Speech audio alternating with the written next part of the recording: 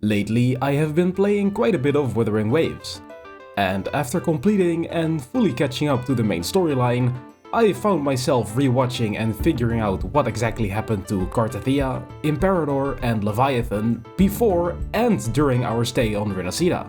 So I thought it would be nice to have a quick recap of the history and present state of the main story quest regarding the Holy Maiden storyline. First of all, the way the story is told is a little bit chaotic, especially since we only get to know how things started at the end of the storyline. And some of the information we got was partially incorrect because of the shenanigans the Order of the Deep was pulling behind the scenes. To make things as clear as possible, I will explain everything chronologically, starting from before the rover had wiped their own memory. Long ago, around the time when Rinascita was founded as a new nation, the rover had given a mission to the Sentinel Imperator, to find out what exactly the true nature of the Threnodians is. To do that, Imperator asked for only one simple thing in return. They wanted their world privileges to be upgraded, which is basically gaining admin permissions. If they had these permissions, it would be much easier to investigate the Threnodian Leviathan, who was assaulting the lands there. Leviathan is a little different from other Tacet Discords, because instead of using their raw destructive power, they mostly use their power of assimilation and corruption to make their targets destroy themselves, while powering up themselves at the same time. Compared to Overthrex, this way of securing victory is arguably way more terrifying and a lot more insidious. In contrast to Leviathan's powers of assimilation, Imperator possesses the exact opposite power, the authority to split and separate energies. So, because Imperator knew about Leviathan's powers, they hatched a plan to fulfill the mission given to them by the rover. To truly understand the Threnodian, Imperator could simply become a part of Leviathan by letting the Threnodian merge with them on purpose, thereby gaining understanding of how the Threnodian exactly worked. After settling and founding the city of Raguna, under the guidance of Imperator, the Ragunesi people were slowly but surely being divided into two distinct factions, with the original United Front of Raguna believing in the divinity that ruled the skies, and the other faction splitting off from the original belief of the ruler of the skies and pivoting their faith onto the divinity ruling the sea, the divinities being Imperator and Leviathan respectively. The faction that believed in Leviathan as their true divinity was being manipulated by Leviathan through a spiritual plane that could be spread through their gospel, making them believe Leviathan is the one providing and assisting them through their faith and leading them to paradise. Eventually, Imperator noticed what Leviathan was doing to the people and decided to take action. But before they could even act, Leviathan unleashed the first Dark Tide as a last resort to demolish Raguna, kill the Ragunesi people, and destroy Imperator. To salvage the situation, Imperator used their authority to split a portion of their own power into two artifacts, a bolstering lantern to stand against the tide, and Turvin, the Sentinel's blade. Both were entrusted to Napoli II, a man who stood fiercely against Leviathan and their brainwashed followers. Using the lantern, he bolstered the echoes of Raguna, infusing them with Imperator's frequencies, and used them to fight back the Dark Tide and all Tacet Discords in his way. However, now that Imperator had weakened himself by splitting off their own frequencies, Leviathan saw their chance, and used their power of assimilation to merge with Imperator, merging into a sort of screwed up abomination of half Sentinel and half Threnodian. As they assimilated, Imperator and Leviathan exchanged much information, which was also a little bit according to plan for Imperator, because remember, their ultimate goal was to figure out the true nature of the Threnodians.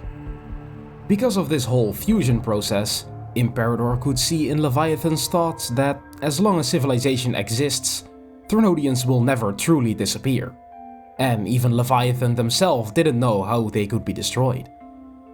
Meanwhile, Leviathan came to know about the fact that Sentinels can create their own resonators. So they immediately started attempts to create one that could gather frequencies for them and therefore power them up. But Imperator had hidden the small fact that beings could only have exactly one single resonator at the time. At this point, Napoli II had successfully fought back the Dark Tide and established the Order to restore Ragusa and steer the people towards a brighter future. However, the merging of Imperator and Leviathan had some very negative consequences for Napoli. Because he knew the truth behind the merge of Leviathan and Imperator, Leviathan's spiritual plague affected his mind most of all, which led to him apparently committing many misdeeds against the Ragunasi people, but it's not clear what exactly he did. Eventually, he went to the Physalia family to explain the truth behind everything and entrusted them with Turvin, after which he asked them to poison him to death to escape Leviathan's grasp. On his deathbed, he prophesied for one last time that the coming of a holy maiden who will be able to commune with the Sentinel and become the Enlightened One would come. Her task would be to bring peace to Rinascita. So, at this point the status quo is very weird. The first Primus is dead, the Order of the Deep is worshipping a strange combination between a Threnodian and a Sentinel, and the Physalia family now knows the truth, which means they are very susceptible to the Threnodians' influence. To fight against the Sentinel's plague, the Physalia family created rituals and trials to pick the people who are most capable of resisting the Threnodian to lead the family and protect them a little better against the Leviathan. Their most important test was one where they would attempt to resonate with Imperator through Turvin, all to find those with the strongest willpower. Of course, if the Holy Maiden was found through this process, they could potentially free the Sentinel from Leviathan's grasp and save the entirety of Ragusa. So, for the Physalias, it was a relatively low risk, but insanely high reward mission to continue the trials for as long as it takes to find the strongest successor and eventually the Holy Maiden herself. This all brings us to recent history. After many tries, Leviathan finally managed to resonate with a young girl called Cartethyia, who, after gaining their blessing, was accepted by the Order of the Deep as the Holy Maiden, which is where she received a new name, Fleurdelys. Fleurdelys chose to follow the doctrine of salvation, the combat school of the Order, to learn swordsmanship and become the blade that protects the people against evil. Until 20 years ago. As she was fulfilling her duties as the Holy Maiden, the Ragunasi people's trust and adoration for Fleurdelys grew and multiplied into many frequencies that Leviathan could then absorb through their connection with Fleurdelys, ultimately giving Leviathan enough power to unleash the second Dark Tide, once again reaping quite a large portion of Rinascita. At this point, Fleurdelys realized it was the Sentinel themselves attacking the Ragunasi people, and she took up arms against the very divinity she was sworn to protect. After fighting the divinity for a while, Leviathan revealed to Fleurdelys that she is their resonator, and that her very existence is the reason they were able to unleash the Dark Tide once again. So now, Fleurdelys was almost completely out of options. If she continued existing, Leviathan would be able to unleash the Dark Tide again. And if she lost and died, nobody would be left to reveal the truth, thus starting the entire cycle anew. So she did the one thing that would at least keep Leviathan at bay for a long time. She used her resonance abilities to lock the entire battlefield into a separate sonorosphere, while reversing the essence of the tower itself and by association the Dark Tide as well. This is why the inverted tower is not only upside down, but also filled with this golden glowing water. If the tower's properties were normalized again, all of this water would revert to its original state, the essence of the Dark Tide.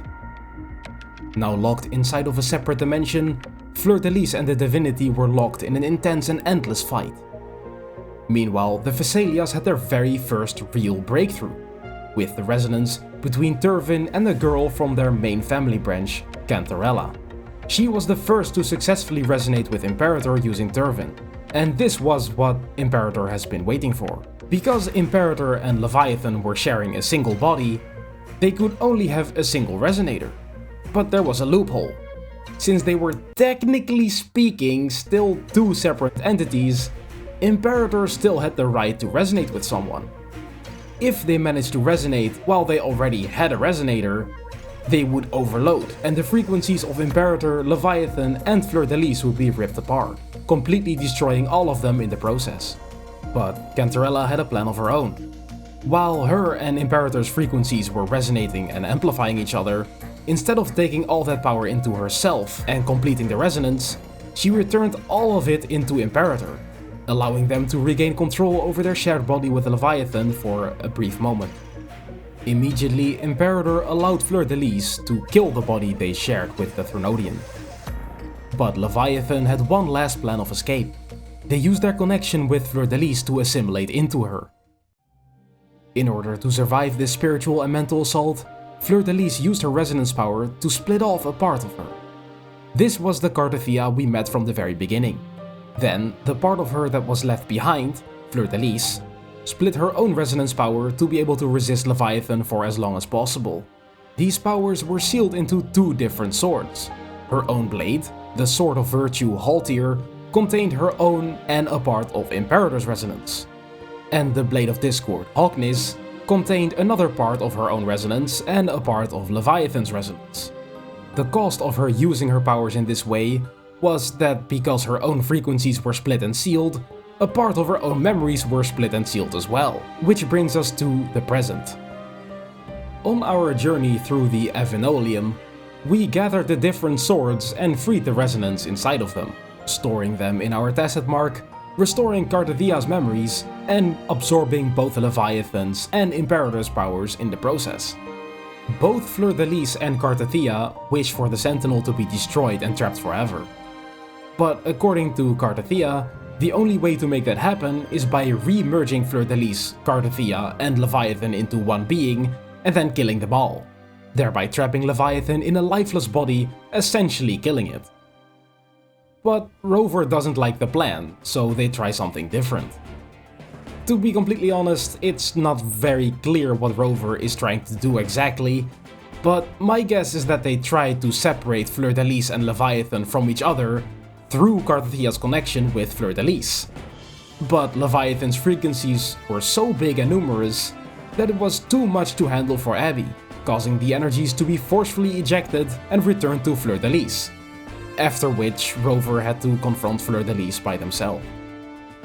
Meanwhile, Cartethyia received the newly recharged Turvin from Cantarella, who urged her to join Rover in the fight against Fleurdelys.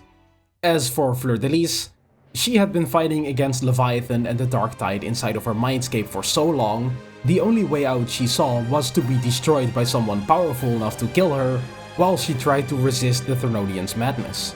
And after all those years, she finally got a chance to be free.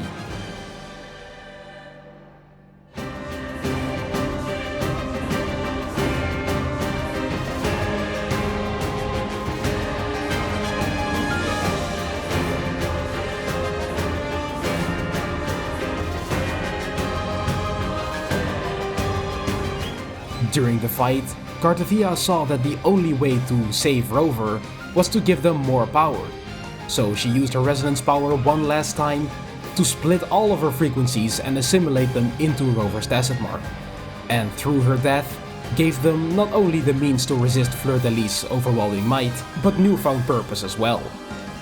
This was the edge Rover needed to finally strike the death blow to Fleurdelys, ending a long legacy of pain and resistance.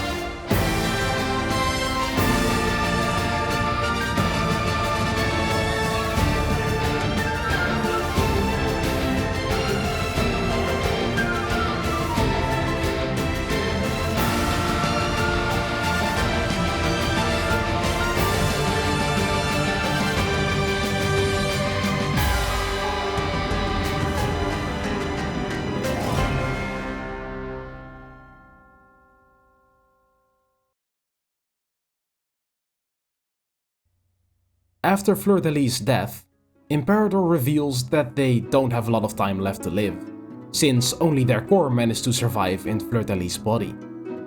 But as a final act, they can help resurrect Cartethia's resonance within Fleurdelys' body, using the resonance traces left inside of Rover's Tacet Mark. Cartethyia chooses to be reborn with Fleurdelys' memories, because without them, she would be incomplete. So, to explain who the person is at the end of the questline, you have to understand that Cartethyia was a resonance fragment of Fleurdelys, and the body in which Cartethyia is reborn is Fleurdelys' body, with Fleurdelys and Cartethia's memories. So I think it's most accurate to say that this person is the same as the original Fleurdelys from before she split off Cartethyia in the first place. So, in a sense, both of her versions have truly died, but both came back as one. In short, New Cartethyia is basically a Dragon Ball Z fusion. And that marks the end of the Holy Maiden storyline, at least for now, because there are some loose ends that still need clearing up in the future. For example, we still don't know what the current Primus Fenrico wants to achieve, or what the Fraxidus are going to do on Rinascita now that Leviathan is gone. Speaking of Leviathan, I'm pretty sure they are actually really gone forever now, since we saw them die with Fleurdelys, and there were no frequencies left after her death. Anyways, that's all for today. I hope you enjoyed it. Have a good one. Bye.